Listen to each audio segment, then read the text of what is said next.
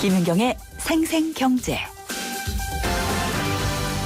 안녕하세요. 김윤경입니다.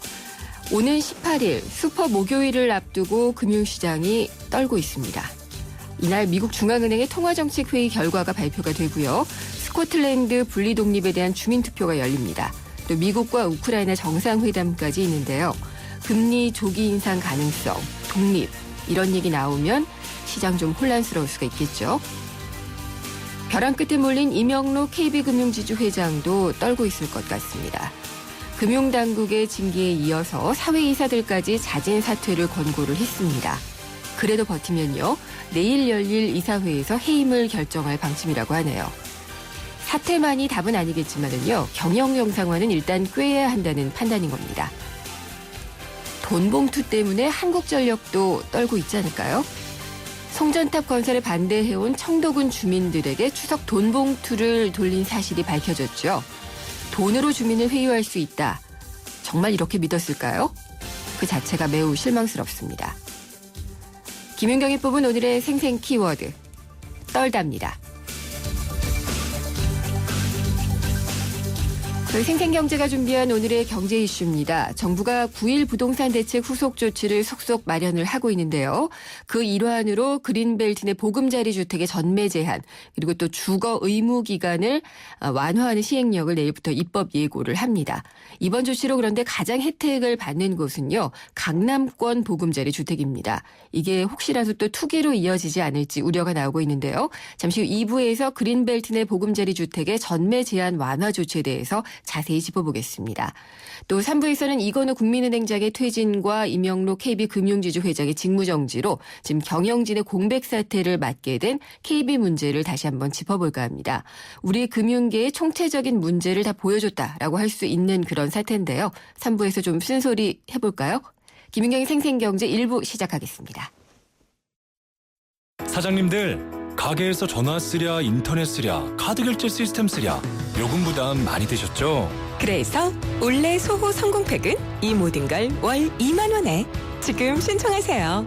우리 가게 성공 비결 올레 소호 성공팩. 가입 문의 국번 없이 100번, 부가세 별도, 올레.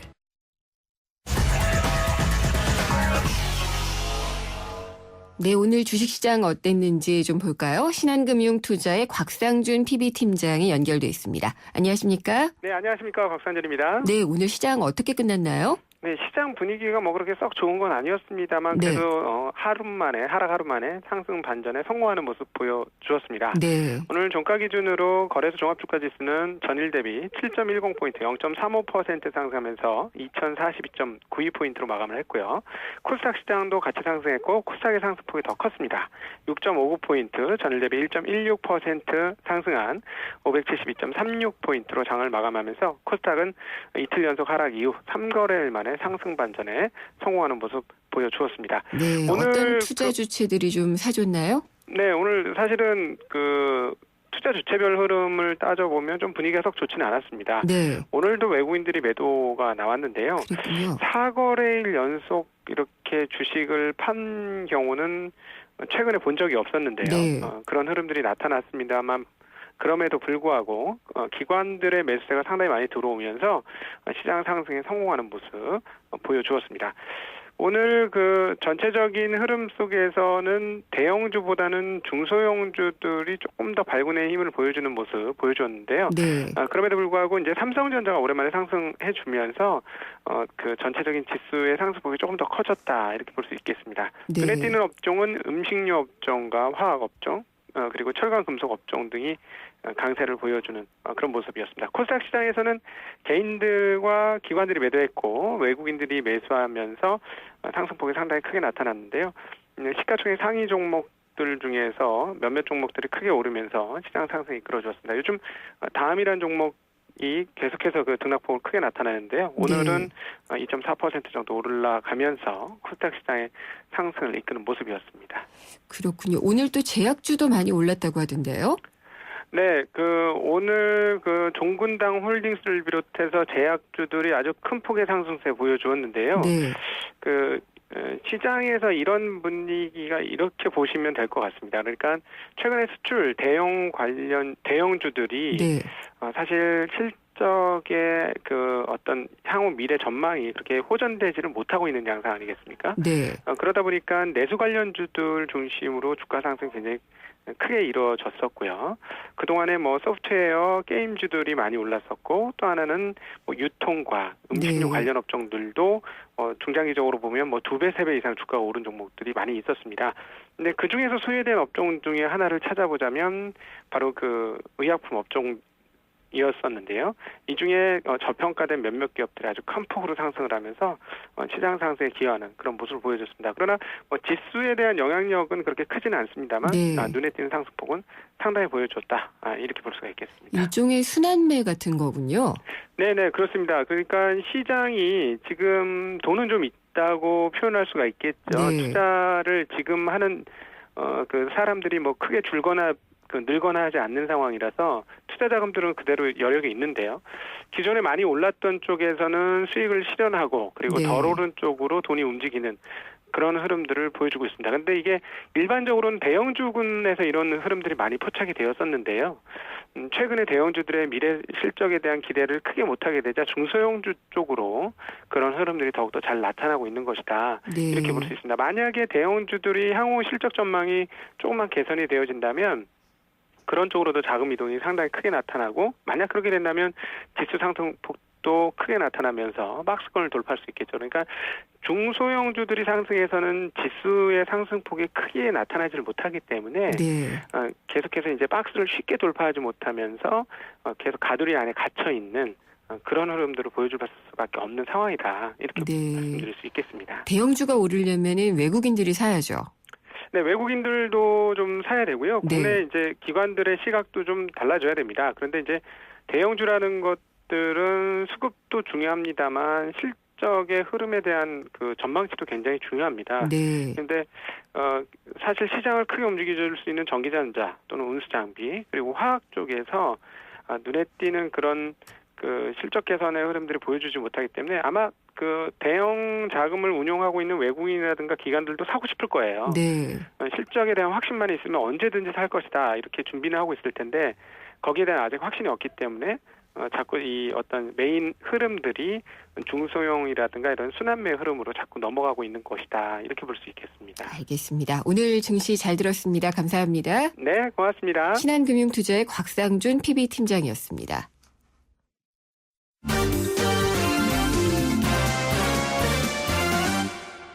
오늘 경제뉴스 돌아보겠습니다. 한국일보 이성철 부국장입니다. 안녕하십니까? 안녕하세요. 한전부지가 내일 드디어 주인이 결정이 되나요? 네.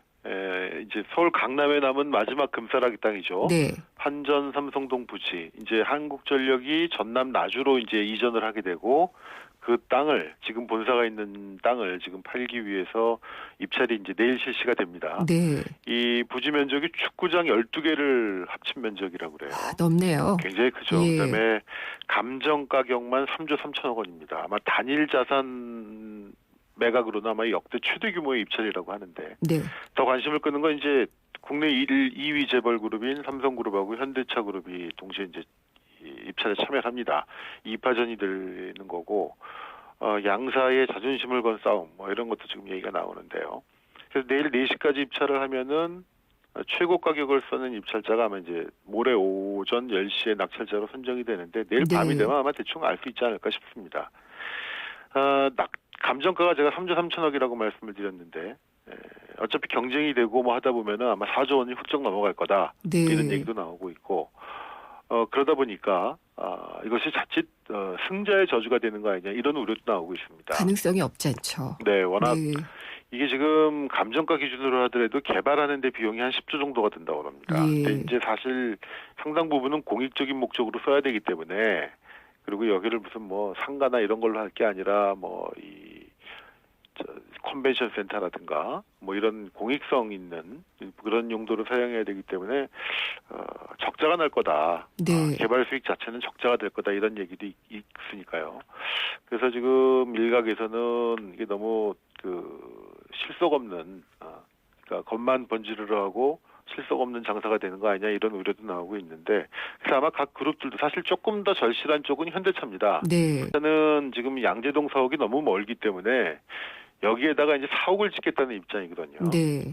삼성 같은 경우는 여기를 하나 이제 그 중요한 이제 도심 타운으로 개발하겠다라는 입장이고, 그러니까 현대차가 4억으로 쓰겠다는 입장이기 때문에 조금 더 절실하고, 그래서 현대차가 좀 더 과감하게 베팅을 하지 않겠느냐 네. 이런 얘기도 나오고 있는데, 근데 말씀드린 것처럼 이게 너무 써낼 경우에는 승계 저주 우려도 있고, 또 투자자들이라든가 주주들한테 설명해야 될 부분들이 이게 쉽게 납득이 안 되는 부분도 있거든요. 예. 그렇기 때문에 양사 모두 일단 겉으로는 무리하게 가격을 써내는 일은 없을 것이다.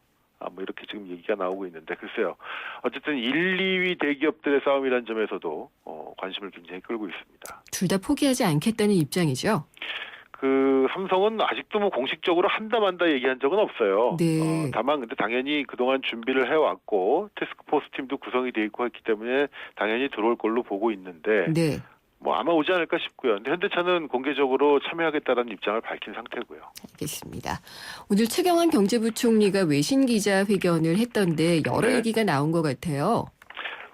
오늘 그 취임 후 처음으로 이제 외신 기자 간담회를 가졌는데요. 여기서 이제 몇 가지 주요 현안들에 대해서 얘기를 했는데, 우선 금리 같은 경우에 이런 얘기를 했습니다. 세계 금리 수준이 이 뉴노멀이라고 할 정도로 굉장히 낮아졌다. 네.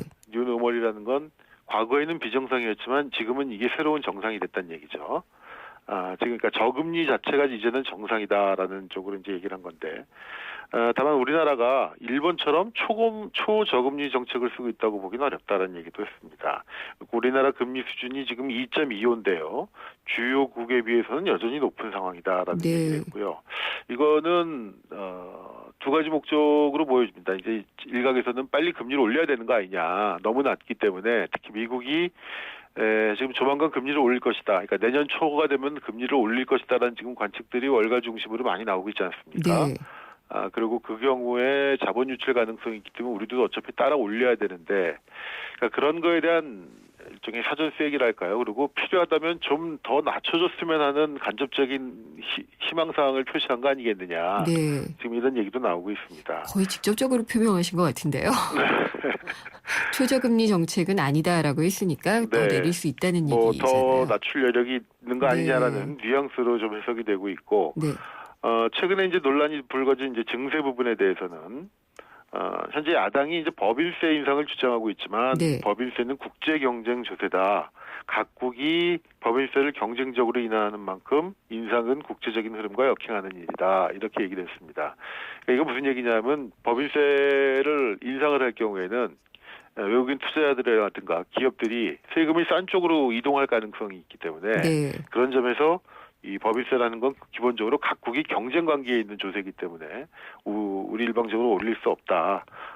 자본 유출이 일어날 수 있는 만큼 법인세 인상은 매우 신중해야 된다. 이렇게 얘기를 했습니다. 세금 관련해서는 딴 얘기는 안 하셨어요? 예, 뭐 지금 증세론, 지금 일각에서는 정부가 이제 담배세 올리고 네. 주민세 올리고 이러다 보니까 이게 꼼수 인상 아니냐. 서민들만 턴다. 그렇죠. 예. 증세를 하려면은 전공법으로 법인세나 소득세를 건드려야지, 왜 이렇게 이 옆에 있는 세금들, 이런 것들, 특히 이제 서민들이 직접적으로 부담하는 이런 서민들을 손대냐, 이런 얘기가 나오니까, 그래서 이른바 증세 전공법론이 요즘 많이 나오고 있지 않습니까? 네. 근데 그런 거에 대해서 지금 다시 한번 또 쐐기를 박는 그런 모습이었습니다. 그러면은 법인세는 일단 안 된다는 얘기를 하신 법인세는 안 거군요. 된다는 거고요. 네. 그다음에 소득세 같은 경우도 사실 일반 그 근로소득세 세금을 올리는 건 어렵고요. 네. 할 수 있다면 뭐 법인세 소득세 최고세율, 그러니까 아주 많은 뭐 연봉 10억, 20억 받는 사람들에 대한 세금 최고 소득세를 좀 올려야 된다는 주장이 있는데, 그것도 작년인가 재작년 세법 개정 때 한번 손을 댔기 때문에 구간 조정을 좀 했었죠. 예, 정부는 그것도 좀 난색을 표시하고, 네. 가장 어떻게 보면 세수 증대 효과가 제일 큰 건 부가가치세인데, 네. 이 부가가치세는 전 국민이 공통적으로 부담하는 세금 아니겠습니까? 그렇죠. 그렇기 때문에 사실은 옛날에 뭐 심지어 누구는 이 부가세 손대려면은 뭐 정권의 목숨을 내놓고 해야 된다. 예, 그런 얘기 이런 있었어요. 얘기가 나올 만큼 예민한 예. 세금이고, 일본 같은 경우에 지금 근데 부가세를 올렸죠. 네. 금년부터 소비세를 인상했기 때문에. 근데 많은 조세 전문가들 사이에도 의견이 다릅니다. 법인세, 소득세 이런 직접세부터 손을 대야 된다는 주장이 있는 반면에, 다른 쪽에서는 실질적인 세수 증대 효과를 누리려면 부가세를 손대야 된다, 이렇게 네. 얘기하는 사람들도 있습니다. 알겠습니다. 국장님 담배 피우시죠? 뭐 피웠다 끊었다 합니다. 끊었다 피웠다 하시는데 네. 만약에 흡연자의 입장에서 보신다면 담배세 어떻게 보세요? 뭐 이건 사람마다 좀 다른데요. 네. 좀 기자가 아니라. 네. 올려야 될 이유는 뭐 있는 것 같습니다. 네. 예, 지금 우리나라가 어쨌든 굉장히 낮은 상태로 국제적으로 유지가 되고 있기 때문에 올릴 필요성은 있는 건데 다만 그것이 정부가 국민 건강을 빙자해서 사실상 세수 중대를 누리는 거 아니냐 네. 이런 주장들이 나오고 있기 때문에 그건 또 이런 또 논리적으로도 얘기가 되고 있는 거 맞는 것 같기도 하고요. 그래서 담배세를 거두게 되면은 이게 얼마가 될 거다 추산이 다 다른데 굉장히 많을 것이라는 추정이 나왔더라고요. 지금 이제 담배값을 2,500원에서 4,500원으로 올리는 게 정부 아니지 않습니까? 네. 세금은 이제 왕창 올리는 건데 그렇게 되면 하루에 한 값씩 필 경우에 1년에 내는 세금이 흡연자들이 내는 세금이 121만 원이 된다고 합니다. 그렇게 많아요? 예, 담배를 하루에 4,000원씩 네. 한 값씩 핀다고 할 경우에 121만 원의 1년간 세금을 내게 되는데 이거는 9억 원짜리 집을 가지고 있는 사람들이 내는 1년의 재산세하고 비슷한 규모다. 네. 또 연봉 4,700만 원 정도의 봉급쟁이가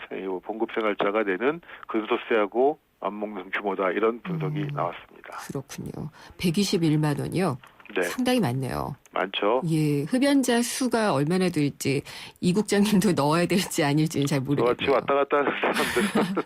알겠습니다. 오늘 네. 말씀 잘 들었습니다. 네. 한국일보 이성철 부국장이었습니다. 3385님이 보내주셨네요. 헤어오빠, 카스라이트 모델이잖아요. 카스라이트 한 박스만 보내주세요. 뿌잉뿌잉. 자, 노래 띄워드립니다. 안 돼. 다 내 거야. 칼로리를 33% 내린 맛있는 맥주. 카스라이트. 생생경제 1부 함께 하셨습니다. 2부에서는요, 정부가 지금 9.1 부동산 대책의 후속 조치로 마련하고 있는 것 중에 하나가 그린벨트 내 보금자리 주택의 전매 제한, 그리고 주거 의무 기한을 완화하는 시행령을 내일 입법 예고할 예정입니다. 근데 이번 조치로 혜택을 받는 것이 또 재건축에 이어서 또 서울의 강남권입니다. 이렇게 되면은 너무 강남 부자들만 봐주는 게 아니냐, 혹은 또 이게 부동산 투기로 이어지진 않겠느냐는 우려가 많이 나오고 있는데요. 2부에서 그것들을 자세하게 짚어보도록 하겠습니다. 잠시 후 찾아뵙겠습니다. 지난 2005년 유엔에서 발표한 자료를 보면 생태계의 멸종 속도는 자연 상태보다 100배에서 1000배 빨라졌고, 이 추세라면 향후 100년 안에 조류의 12%, 포유류의 25%, 양서류의 32%가 멸종할 것으로 전망됩니다. 이처럼 위기에 처한 생물 다양성의 보존을 논의하기 위해 오는 10월 전 세계가 대한민국 평창에 모입니다. 자연의 일부인 우리 인간이 더욱 풍요롭고 안전하게 살아가기 위한 미래를 위한 발걸음. 제12차 생물 다양성 협약 당사국 총회. 환경부가 함께합니다. 오후에 만나는 살맛나는 경제. YTN 라디오 김윤경의 생생경제.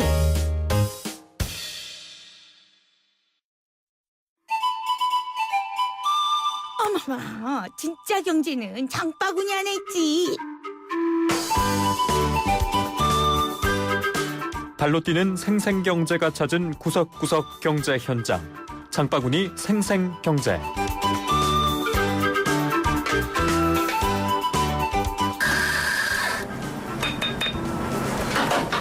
안녕하세요. 양화대교 다리 위에 있는 카페인데요.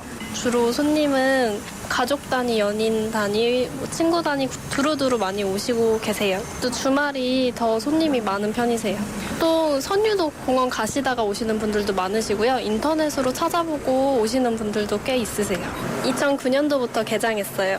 오세훈 시장님이 한강대교 위에 몇 개 카페를 만드신데 아무래도 한강 전망이 보기 좋다 보니까 사람들이 꽤 많이 찾아오시는 것 같아요. 주말에 딸들이랑 같이 여기 양화대교 전망 카페에 와서 시원하게 음료수도 마시고 지금 놀고 있습니다. 또 집 앞에서 한 번에 오는 그 교통편이 있어서 편하게 좋은 것 같아요. 전망도 너무 좋고 깨끗하고 너무 좋은 것 같아요. 집이 역 근처여가지고 내 친구랑 아직 양화대교 카페를 나온 적은 없었거든요. 근데 같이 나오니까 전망도 너무 좋고 그리고 날씨도 더 좋아서 기분이 더 배로 좋은 것 같아요. 도심에 있는 카페보다 여기 다리 위에 있는 옆 카페는 좀 사람이 없고 한적해서 더 좋은 것 같아요.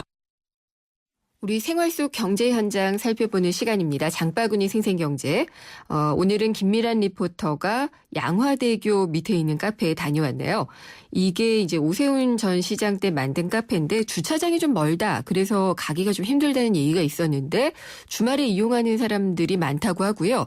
대중교통 이용하면은 손쉽게 이용할 수 있는 것 같아요. 편히 오도록 앞에 정류장도 만들어놨다고 하니까 볕 좋을 때 한번 가시면은 전망도 좋지 않을까 싶습니다. 세상의 베이스가 되다 포스코 협찬으로 김윤경의 생생경제 2부 시작하겠습니다. 생생경제 직접 참여하실 수 있습니다. YTN 라디오의 앱 예스를 깔아주시고요. 또 짧은 문자는 50원, 긴 문자 100원이 부과되는 휴대전화 우물정에 0945번, 트위터 YTN_이코노미로 보내주셔도 되고요. 웹사이트 김윤경의 생생경제로 들어오셔도 됩니다. 여러분의 많은 의견 기다리겠습니다. 움직인다. 오늘의 상상을 한 걸음 앞선 도전으로, 내일 더 필요한 일에 변함없는 신념으로, 그렇게 오늘을 움직이고 내일을 키운다. 에너지를 움직이다. 내일을 키우는 에너지 한화. 기대해도 좋아요. 더 멋있고 더 부드럽고 더 완벽해질 나를. 풀스테인리스 커브드 내솥과 처음 만나는 초고압 밥맛. 오늘을 더 맛있게. 쿠쿠 풀스테인리스 고압력 커브드. 쿠쿠. 김윤경의 생생경제.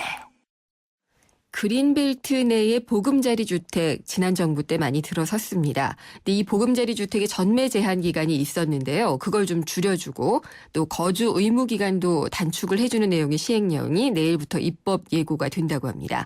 지난 9일 부동산 대책의 후속 조치로 마련이 되는 건데요. 앞서도 말씀드렸지만 문제는 이번 완화 조치로 혜택을 보는 지역이 좀 몰려 있다는 겁니다. 그것도 서울 강남권에 몰려 있는데요. 벌써 이 보금자리 아파트에 상당한 웃돈, 프리미엄이 붙었다는 얘기가 나오고 있습니다. 투기 세력이 유입될 수 있다는 우려가 나오고 있는데 우려되는 것들 어떤 것들이 있는지 참여연대의 김남근 변호사 집행위원장님이신데요. 연결해서 자세히 얘기 나눠보도록 하겠습니다. 변호사님 안녕하십니까? 예, 안녕하십니까? 네. 먼저 내일부터 입법 예고되는 그린벨트 보금자리 주택 전매 완화에 대해서 설명 좀 부탁드릴게요. 네, 우리가 이제 흔히 그린벨트라고 하는 것은 이제 법에서는 개발 제한 구역이라고 하고 있는데요. 네. 그 개발 제한 구역에 건설되어 있는 이제 보금자리 주택 중에서 그 LH공사와 같은 공공 부분이 지은 것은 그 주변 시세보다 얼마나 가격이 낮느냐에 따라서 예를 들어 70% 미만의 가격이면 8년, 70에서 85% 정도 가격이 낮으면 6년, 네. 85%를 좀 초과해서 가격이 낮으면 4년 동안 전매 제한 기간이 있었습니다. 이렇게 된 8년, 이제 6년, 4년을 6년, 5년, 4년으로 이제 단축시켜 주겠다는 것이거든요. 네. 그 다음에 이제 LH공사가 지은 이런 공공 주택의 경우에서는 의무 거주 기간도 있습니다. 그 주변 시세보다 얼마나 싸냐에 따라서. 그래서 5년, 3년, 1년에 이제 의무 거주 기간이 있는데 그것을 이제 3년, 2년으로 이제 줄여주겠다라는 이제 그런 내용입니다. 네. 그리고 뭐 의아스럽겠지만 이제 그런 그린벨트를 해제한 지역에서도 민간 건설 회사들이 이제 그런 개발 이익을 누리면서 지은 아파트들도 있는데요. 그러니까 공공주택이 아닌 거죠. 예, 네. 민간 건설회사가 지은 것도 있었습니다. 근데 그 부분은 이제 전매 제한 기간이 5년, 3년, 2년이었는데 그걸 이제 3년, 2년, 1년으로 이제 줄여주겠다는 것이 이제 내용입니다. 네. 근데 이게 지금 보금자리 주택에 대한 부분인데 보금자리 주택에 대해서도 일단 한번 좀 설명을 듣고 넘어가는 게 좋을 것 같아요. 예. 보금자리 주택이라는 게 이제 원래 김대중 노무현 정부에서는 국민 임대주택이라고 그래서 네. 그린벨트 지역을 이제 풀어서 아파트를 지을 경우는 대부분 이제 임대 아파트로 공급하도록 되어 있었습니다. 왜냐하면 이제 그린벨트라는 것은 이제 우리 후손들을 위해서 개발을 제한하고 남겨줘야 될 부분들인데 워낙 우리가 이제 주택난이 어렵다 보니까 긴급하게 그것을 풀어서 비상하게 이제 개발하는 것이었기 때문에 공익적 목적이 있어야 되고 그래서 대부분 이제 공공 임대 아파트로 공급을 했습니다. 근데 이제 이명박 정부에서는 이제 소위 반값 아파트라는 좀 다소 파퓰리즘적인 그런 정책들을 내걸고 주변 시세의 반값 되는 이제 아파트를 공급하겠다 그랬거든요. 그래서 이 그린벨트 지역을 해제해서 나오는 택지에 대해서 공공 임대 아파트가 아니라 주변 시세의 한 60에서 70% 정도 되는 그런 이제 분양 주택들을 공급했습니다. 그걸 보금자리 주택이라고 이제 하는 것이죠. 그럼 이 보금자리 주택이 혹시 중대형도 있나요? 원래 이제 중대형이 없어야 되는데 네. 보금자리 주택 중에서는 뭐 일부 중대형도 있었습니다. 네. 그리고 이제 애초에 취지는 그렇게 후손들을 위해서 몇십 년 동안 개발을 이렇게 묶어둔 지역이었기 때문에 당연히 개발을 하더라도 그 공익적인 목적이 잘 지켜져야 된다라는 점 때문에 이제 민간 건설 회사가 개발하는 것은 원칙적으로 이제 허용되지 않는 것이었는데요. 점점 이제 뭐 부동산 경기 활성화라는 쪽으로 방향이 가다 보니까 민간 건설 회사한테도 그 개발을 제한했던 그 땅을 갖다가 분할을 해서 이제 아파트를 지을 수 있도록 해주게 됐던 것이죠. 아, 그게 법적으로는 문제가 없었던 거군요. 법을 이렇게 조금씩 이제 바꿔온 바꿔서. 것이죠. 그렇게 정책이 바뀌면서요. 그렇군요. 네, 어쨌든 이렇게 굉장히 분양가보다 많이 낮잖아요. 50에서 한 70% 정도는 낮은 그런 분양가에 공급을 했던 그런 곳이어서 그때도 로또다라는 얘기가 많이 있었는데요. 이런 것들을 풀어주게 되면 전매 제한이나 거주 의무 기간 이런 걸 풀어주게 되면은 이게 또 와와하지 않을까라는 걱정이 좀 돼요. 그렇습니다. 바로 이제 이런 뭐 로또라는 이제 그런 비판도 있었고 그런 많은 그린벨트 지역의 땅을 갖고 있었던 사람들은 수십 년간 개발을 못해가지고 많은 고통을 당하고 있었는데도 그것을 이제 개발이익이 한 푼 없는 헐값으로 그런 공공 부분에 강제 수용이 당한 것인데요. 거기다가 이제 아파트를 분양하면서 그 개발이익들을 분양받은 사람들이 다 가져간다면은 그 애초에 취지에서 멀어지게 되는 것이니까 당연히 그 개발이익을 개인이 못 가져가도록 하기 위해서 전매 제한 기간하고 그다음에 이제 그걸 되팔아 가지고 투기익을 남기지 못하도록 의무적으로 거주하도록 하는 기간들을 설정했던 것입니다. 근데 이제 지금에 와서 그걸 이제 다 풀어주겠다 그러니까 그러면 이제 애초에 이런 그린벨트까지 풀어서 그런 개발이익이 사적으로 전치되지 않도록 하고 그런 공공을적인 목적으로 아파트를 건설해서 주택난을 해결하겠다는 취지에서는 뭐 한참 벗어나 버린 이제 정책이 돼버린 것이죠. 그러면은 임대 부분에 대해서는 계속해서 그냥 가져가는 건가요? 예, 그렇습니다. 근데 이 원래는 그래서 이 그린벨트를 해제한 지역들은 그 임대 아파트 위주로 공급을 해야 되거든요. 원래는 그랬잖아요. 전월세 집난이 뭐 이렇게 심각합니다만 사실 이명박 정부 때 이걸 보금자리 주택과 같은 분양 주택이 아니라 임대주택 위주로 공급을 했었다면 지금 이제 수도권 지역에서의 전월세나 문제 해결에 많은 도움이 됐겠죠. 근데 그걸 이렇게 분양주택으로 하다 보니까 이제 그런 전월세난 해결 같은 데 도움을 주지 못하고 있는 것들인데요. 그래서 보금자리 주택에서는 한 70% 정도가 분양주택으로 공급되면서 임대 아파트 부분들은 이렇게 많이 공급이 되지 못했습니다. 근데 뭐 임대 아파트에 대한 뭐 정책들은 그대로 이어지는 것이죠. 임대하고 이 분양의 비중이 어느 정도 되는지 혹시 비교할 수 있나요? 그래서 원래는 공공임대주택들을 많이 짓게 돼 있었는데 좀 편법으로 5년에서 10년 후면은 이제 그 임대 아파트를 분양 전환할 수 있는 그런 류의 이제 또 아파트를 많이 졌습니다. 그래서 그걸 정부는 이제 공공임대 아파트라고 얘기하는데 실제 그거는 그 의무적인 임대 기간 반만 지납니다. 그래서 5년이면 2년 6개월만 지나면 분양 전환을 할 수 있도록 되어 있거든요.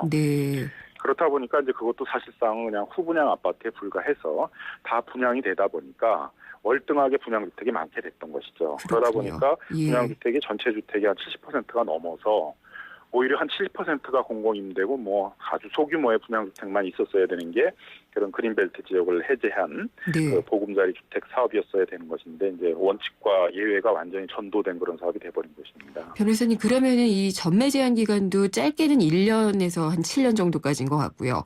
거주 의무 기간도 굉장히 줄어들었는데 이렇게 되면은 우려되는 문제는 구체적으로 어떤 것들을 보고 계신가요?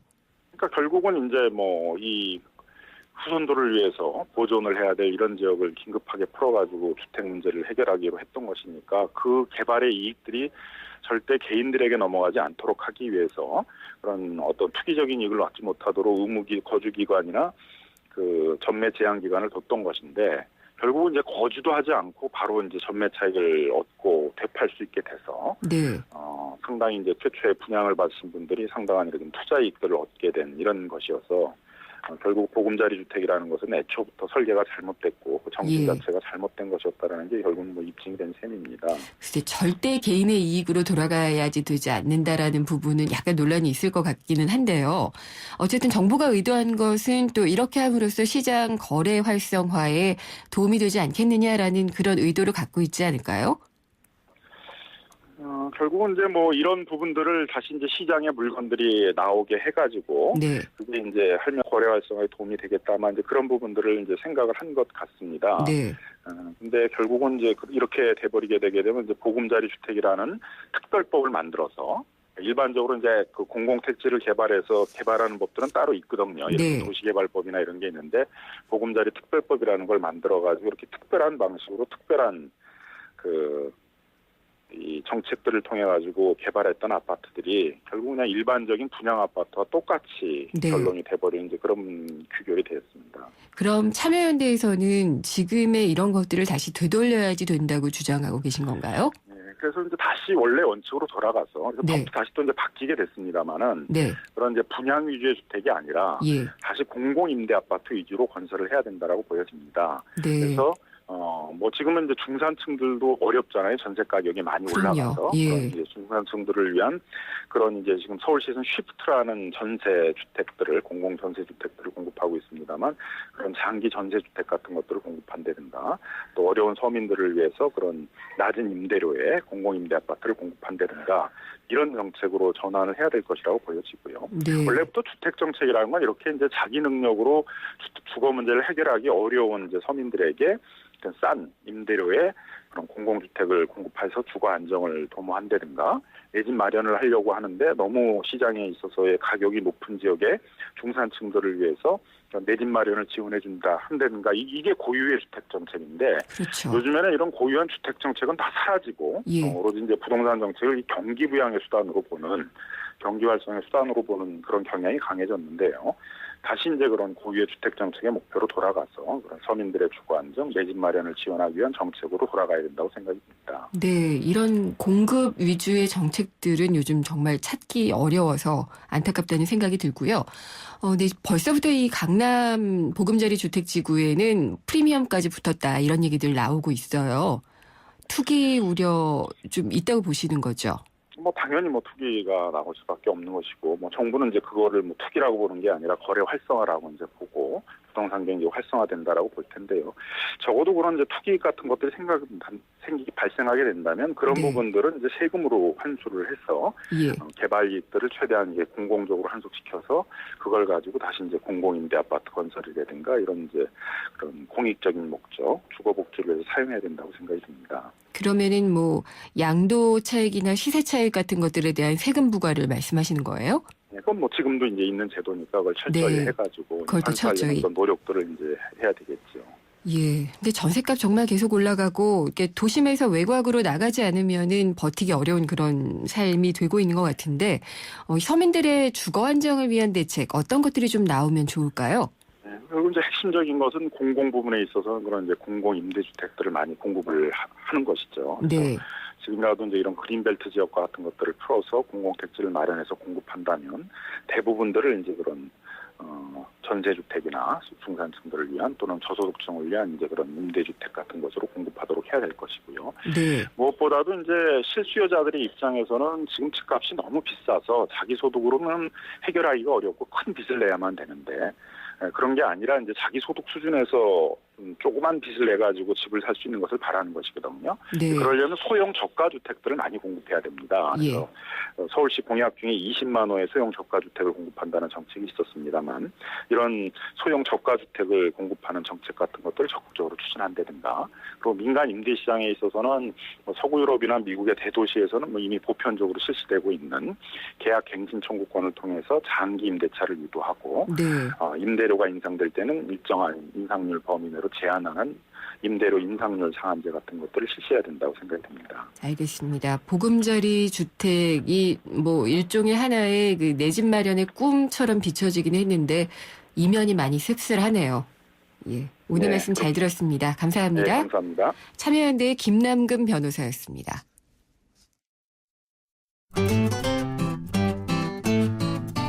생생경제를 다양하게 만나는 방법. YTN 라디오 앱 예스와 웹사이트 김윤경의 생생경제 또는 트위터 YTN_이코노미로 실시간 듣기와 다시 듣기를 하실 수 있고 방송 내용에 대한 문의와 의견을 주실 수 있습니다.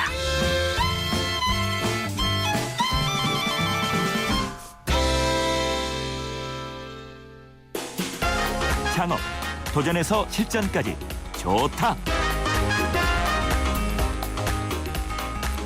작은 가게들이 성공하는 사례를 보면은 기분 좋더라고요.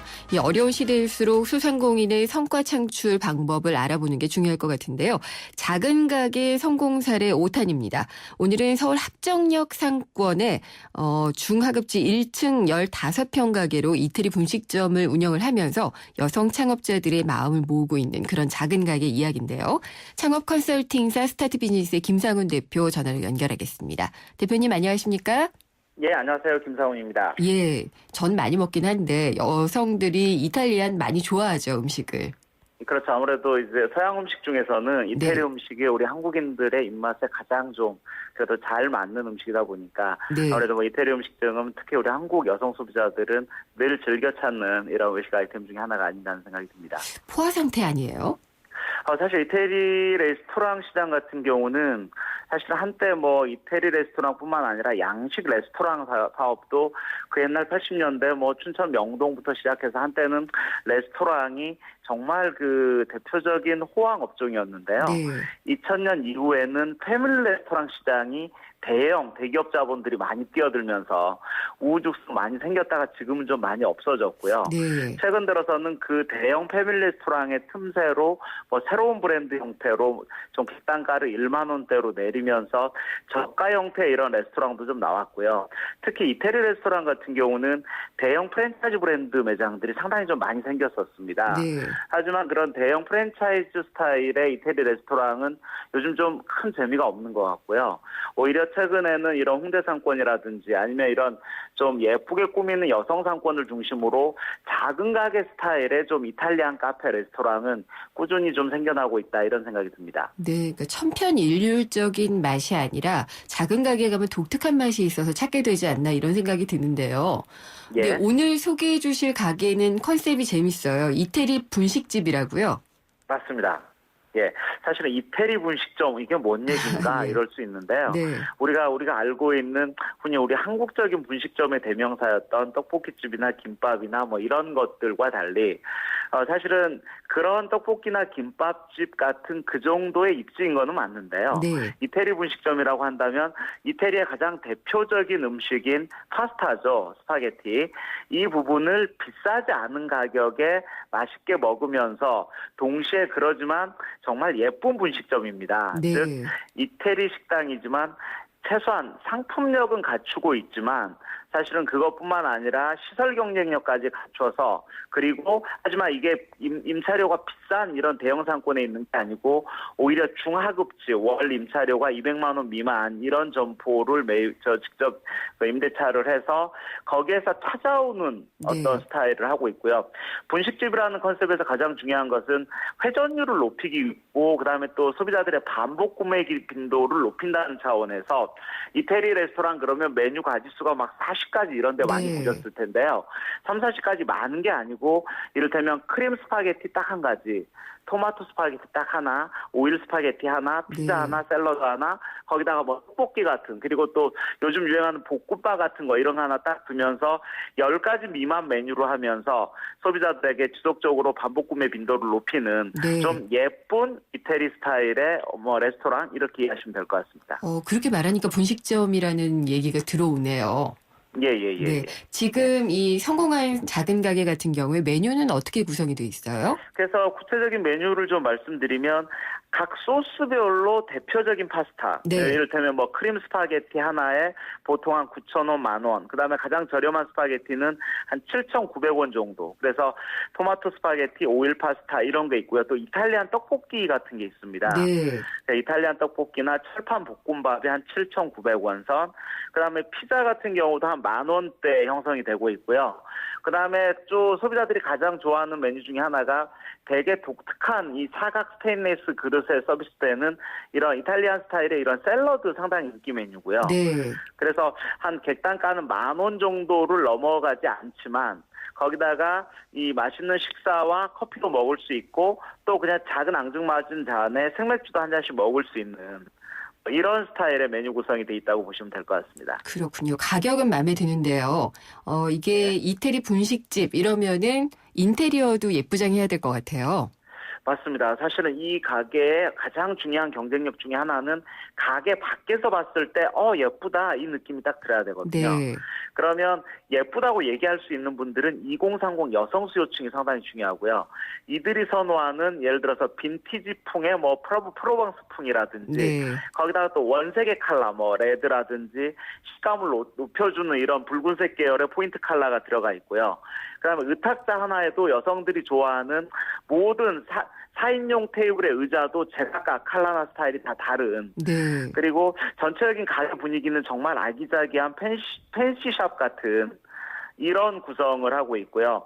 아무래도 여성들이 한번 봤을 때 요즘 스마트폰으로 찍어서 자기 블로그에 자랑하기 딱 좋은 네. 이런 비주얼 요소를 갖춘 시설 경쟁력. 그러면서도 시설에 돈을 많이 들였다기보다는 이런 주인분들이 열심히 다니면서 어떻게 보면 우리 프랜차이즈처럼 똑같은 그림이 아니라 우리 가게에만 있을 수 있는 디자인이나 소품들이 전시되어 있는 게 네. 이런 이태리풍 분식집의 차별화 이런 시설 경쟁력이라고 할 수 있겠습니다. 대표님 말씀을 들으면은 메뉴도 최소화하되 예쁘게 하고 인테리어도 아기자기하게 하고 이러는데 그렇게 큰 돈 들 것 같지는 않은데 투자한 거에 비해서 이 이탈리안 분식점을 했을 때 수익성은 얼마나 되나요? 보통 이제 이 정도로 한다면 제가 지금 그 합정역에 있는 가게 같은 경우도 초기에 점포 비용을 권리금 없는 가게를 구했더라고요. 네. 그래서 점포로 한 거의 5천에서 7천 정도 비용을 투자를 하고요. 네. 거기다가 15평을 꾸미는데 집기리와 의탁자 다 해서 한 7천만 원 정도 해서 한 1억에서 1억 5천 정도 비용이 투자가 된 것 같고요. 네. 보통 지금 그 매장 같은 경우도 15평이지만 의자가 26개고요. 그다음에 모든 게 2인 테이블로 돼 있습니다. 그래서 두 개를 합치기도 하고 떼기도 하고 이렇게 돼 있고요. 그래서 보통 영업시간을 아침 10시에서 밤 10시까지 한다면 이 매장 같은 경우는 한 달에 매출 한 3천 정도 매출 실적을 올리고 있고 3천만 원에 만약에 이걸 부부가 직접 운영한다면 매출액 대비 최소 30% 이상은 순이익으로 가져갈 수 있는 이런 테마이기 때문에 어떻게 보면 1억에서 1억 5천 투자해서 최하 5, 600 떨어지는 컨셉이니까 큰 돈은 아니지만 그래도 짭짤하게 먹고 사는데 재미는 있는 이런 컨셉으로 이해하시면 될 것 같습니다. 그렇겠네요. 근데 이 사업 다 잘 될 것 같지는 않고요. 잘하시는 분들이 있을 것 같고 그런 분이 되려면 그렇게 성공하는 사례가 되려면 주의할 점도 있을 것 같아요. 중요한데요. 사실은 철저하게 여성 상권을 공략하는 거 너무 중요한 것 같고요. 네. 그리고 이게 그냥 체인점 스타일로 하는 것보다는 우리 가게 밖에 없는 우리 가게만 있는 디자인 그러려면 처음에 인테리어 디자인 측면에서도 독특한 디자인 컨셉 테마 디자인이 좀 이렇게 들어와야 된다는 이런 생각도 들고요. 그다음에 식사와 주류 컨셉이 있습니다만 전체 매출에서 80% 이상은 식사류 매출이 중요합니다. 네. 그래서 식사류를 통해서 반복 구매를 높이는 게 중요하고 특히 창업자 입장에서는 이 상품 구현에 있어서 가능하다면 이게 한 메뉴 가짓수가 많지 않기 때문에 한 달 정도 전수 창업을 통해서 직접 이렇게 그 창업자가 그 부부 중에 한 분이 직접 주방 셰프 역할을 할 수 있다면 아마 충분히 순이익률도 높이면서 오히려 비즈니스 모델의 핵심 가치까지 가져갈 수 있는 창업법이라서 아마 오래 살아남는 가게가 되지 않을까 하는 생각이 듭니다. 이 중에 가장 중요한 거는 여성 상권인가요? 그렇죠. 여성 상권, 1층, 그리고 예쁜 디자인, 그리고 상품력과 가격 경쟁력 이거라고 봐야 됩니다. 알겠습니다. 오늘 말씀 잘 들었습니다. 감사합니다. 예, 감사합니다. 스타트 비즈니스의 김상훈 대표였습니다. 삼성 신도시 분양 속보입니다. 눈앞엔 골프장 조망, 단지 앞엔 초중고교와 도서관, 중심 상업시설까지 가까운 968세대 대단지가 옵니다. 상위 40개 건설사 중 부채 비율이 두 번째로 낮다는 그 동일이죠? 삼성이 아껴둔 중소형 대단지, 고양 삼성 7블럭, 동일 스위트 1차. 문의 02381-7373. 사장님들, 가게에서 전화 쓰랴, 인터넷 쓰랴, 카드 결제 시스템 쓰랴, 요금 부담 많이 되셨죠? 그래서 올레 소호 성공팩은 이 모든 걸 월 2만 원에 지금 신청하세요. 우리 가게 성공 비결 올레 소호 성공팩. 가입 문의 국번 없이 100번, 부가세 별도, 올레. 말도 많고 탈도 많은 KB 사태. 급기야 이 은행장은 퇴진을 했고요. 금융지주 회장은 직무 정지가 됐습니다. 경영진의 공백이라는 최악의 국면을 맞고 있는데요. 이 KB 사태는 그동안 여러 가지 금융사고와 낙하산 인사, 또 이 회장과 은행장 간의 갈등 이런 것들 때문에 금융지주 체제가 갖고 있는 총체적인 문제점을 그대로 드러내지 않았나 싶습니다. 여기에다가 또 금융당국도 문제가 있죠. 제재 기준에 대해서 오락가락하면서 도대체 당국이 한 역할이 뭐냐라는 비판도 제기가 되고 있습니다. 자세한 얘기는 저희가 3부에서 짚어보도록 하겠습니다. 궁금한 점이나 의견 있으면 보내주십시오. 문자는 짧은 문자는 50원, 긴 문자는 100원이 부과되는 휴대전화 우물정의 0945번, YTN 라디오의 앱 예스를 통해서 남겨주셔도 되고요. 페이스북과 트위터의 생생경제 페이지에 남겨주셔도 됩니다. 주소 알려드릴게요. 페이스북은 YTN 라디오 이코노미, 트위터는 YTN_이코노미입니다. 4시 뉴스 듣고 생생경제 3부에서 뵙겠습니다.